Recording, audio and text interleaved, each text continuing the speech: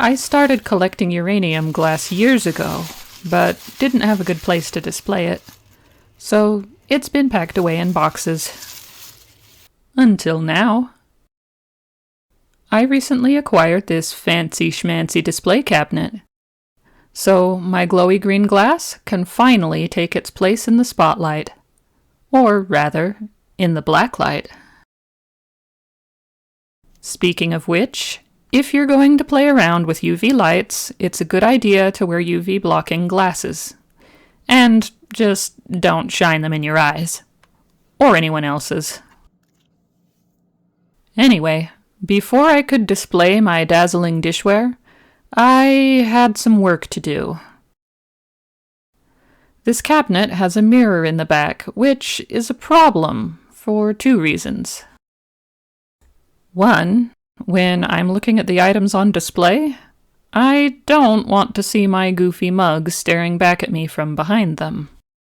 And two, the only place to stick the UV lights is the wood framework on the front of the cabinet, so they're going to be shining directly at the back of the cabinet. And that's clearly a recipe for disaster. So I needed some nice non-reflective panels to cover the mirror with. Normally, these folding foam board displays might be covered with dubious scientific findings, but I covered mine with fabric instead. This was the cheapest option I could find for 48-inch wide foam board. Sort of. It's only mostly cut. The uncut side still has some structural integrity, so I just taped the cut side back together and hoped for the best. I needed to be really precise with the measurements for the panels, so the metal tab and the stiffness of the measuring tape made me a little uncertain.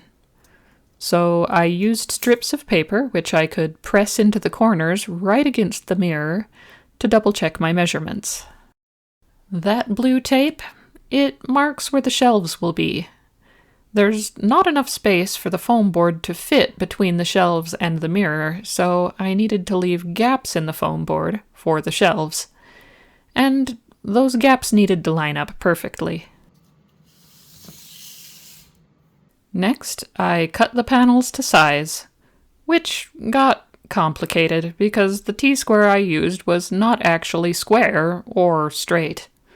So I had to do a lot of extra trimming. Then I taped the foam board back together again, using little pieces of wood as shelf gap spacers. I conveniently had some that were the correct thickness. I put tape across the entire gap, both for stability and to give the fabric something to stick to when I pushed it into the groove from the front.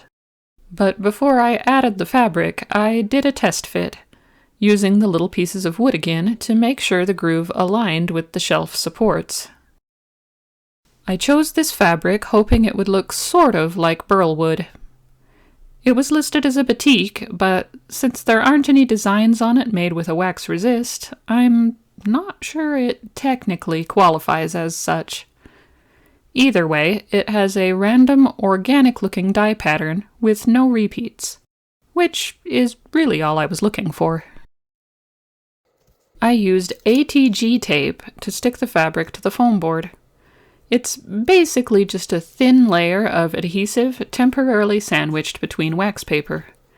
You can get a proper tape dispenser for the stuff that usually makes it easier to apply and rolls the paper nicely onto a reel as you go, but they're kinda expensive, and you can totally get away with just rolling it onto stuff by hand. Any double-sided tape would have worked just fine, but this is what I had on hand. I opted for tape instead of glue because it sticks instantly, it's repositionable, and it wouldn't soak into or damage the fabric. I found that using a piece of PVC pipe taped on top of 2 jars of peppers to make a sort of raised fabric dispenser made it a lot easier to apply it smoothly and evenly. I struggled to get rid of all the bubbles and ripples before implementing the pickled pepper pipe apparatus. To push the fabric down into the groove, I used a yardstick, as well as those conveniently sized little pieces of wood. Those things were incredibly useful. It's nice to have my random craft supply hoarding validated. To finish the edges, I cut the fabric fairly close to the foam board, flipped the panel over, and wrapped the edge of the fabric around to the back, sticking it down with the ATG tape. This would have been easier if I hadn't trimmed it so close, but I'd rather have more extra fabric for other projects than make one task slightly less fiddly. I added a tiny bit more ATG tape to the back of the panels, just to keep them flat against the mirror, and slid them into place. They fit snugly, so it's mostly friction, and I suppose the shelves as well, that holds them in place. Then, after some more overly complicated measuring shenanigans, I made a template of the front of the cabinet by sticking washi tape to the floor. The lights I'm installing are just some cheap ones I got off Amazon. Maybe someday I can upgrade to better ones, but for now these will do. For the connections, I got these things. I wanted to avoid soldering. After mapping out where I wanted the lights to go, I needed to line up these copper connection points with the cross pieces on the front of the cabinet, which is why I made a floor template. This part was a little tricky, since the spacing of the cross pieces and the spacing of the copper points on the strips are both unalterable. Thankfully, it worked out mostly okay. It was worth quadruple checking before making the cuts. The design of these connectors is both clever and frustrating. I'll get to the frustrating part in a minute. The clever part is that they work as both 90-degree turns and as T-splits. For this T, I just needed to slide the strip through the slot in the connector and line it up with the copper connection point at the center crosspiece. And for the turn, I just needed to line it up with the cut end and then stick the next section of the strip in the other side of the connector. To complete the connection, once it's lined up correctly, you just press down on the little metal bits until they're flush with the plastic casing.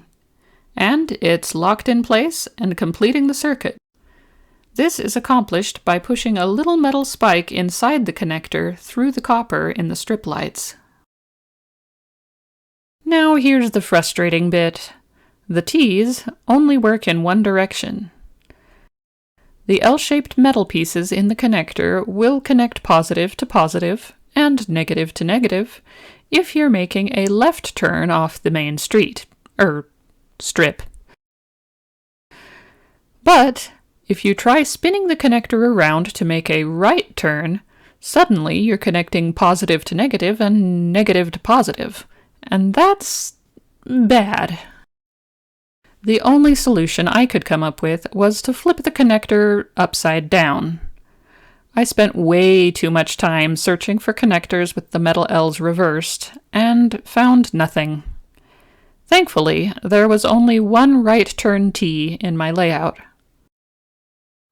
Oh, and because the connector was not intended to be used upside down, I had to cut out a section of the plastic casing so the lights would slide through.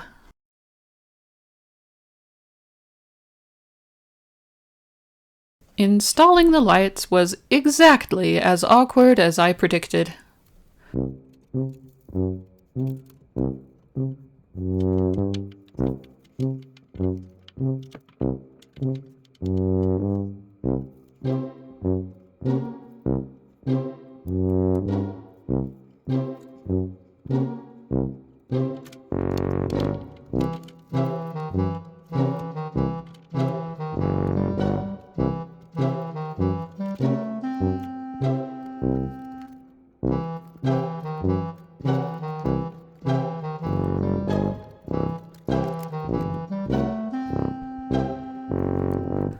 Although, there were a few areas that surprised me by being worse.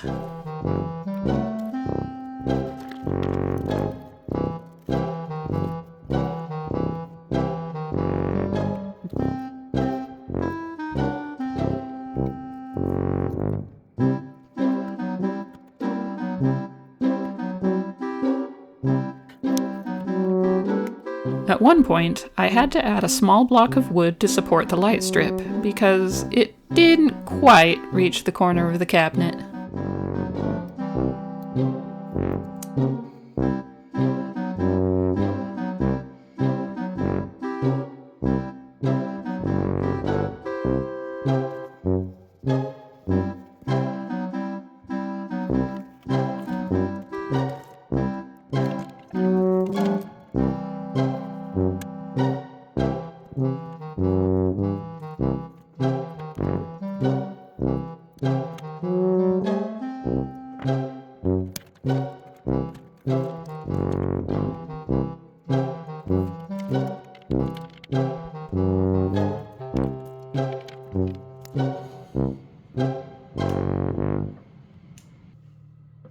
You probably noticed the gaping hole in the top of the cabinet in that last shot.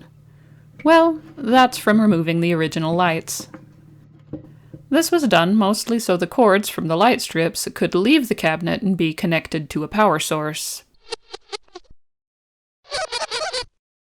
But also because the original lights were kinda not very good. I think the bulbs were just soldered in. Badly. Of course, I didn't want to just leave gaping holes up there, so I got some new lights, which were too small. But I managed to find some wooden bracelets, which were almost the same size as the holes, although they're still bigger than the lights. But that's okay, because I found some random automotive parts that fit perfectly into the bracelets, which are still bigger than the lights. So I gave up and filled the gap with resin. I'm speeding through this part because it honestly didn't work very well, and I don't recommend it. But I didn't want to just jump to the resin bit without showing any of it at all. The goal was to only stick the outer rim on the front of the twist-apart light to the automotive ring. I attempted to use plastic wrap and weather stripping to block off the rest. By this point, I was way past the deadline I had set for this project, so I no longer had the option of indulging the perfectionist side of my brain. I didn't have time for slow-cure resin with pretty pigment added, so I ended up with rather bubbly clear UV resin instead. And the alignment was off. Someday, maybe I'll redo it, but for now, it's good enough.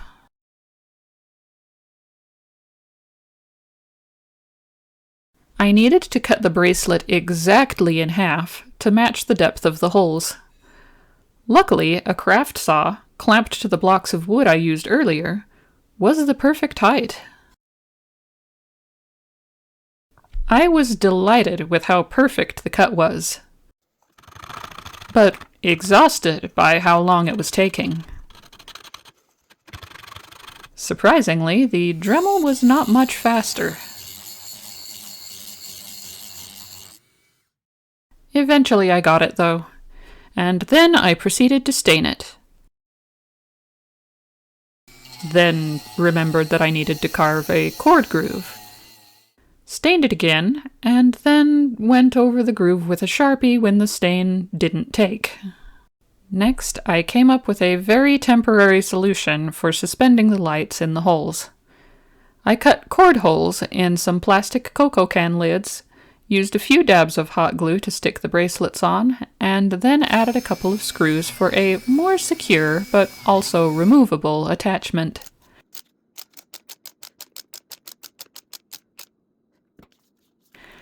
I will be replacing this with something nicer as soon as I have the time. Until then, this slapdash backplate will at least keep it from falling into the cabinet. I had one more hastily finished detail to add before I put the uranium glass in the cabinet.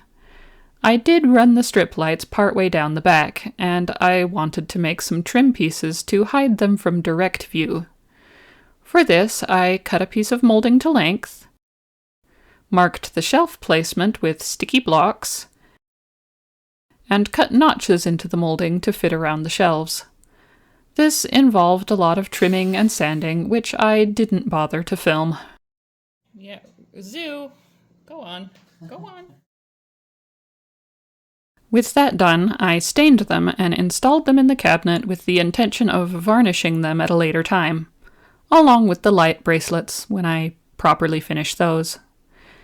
When you're running behind, sometimes good enough just has to be good enough.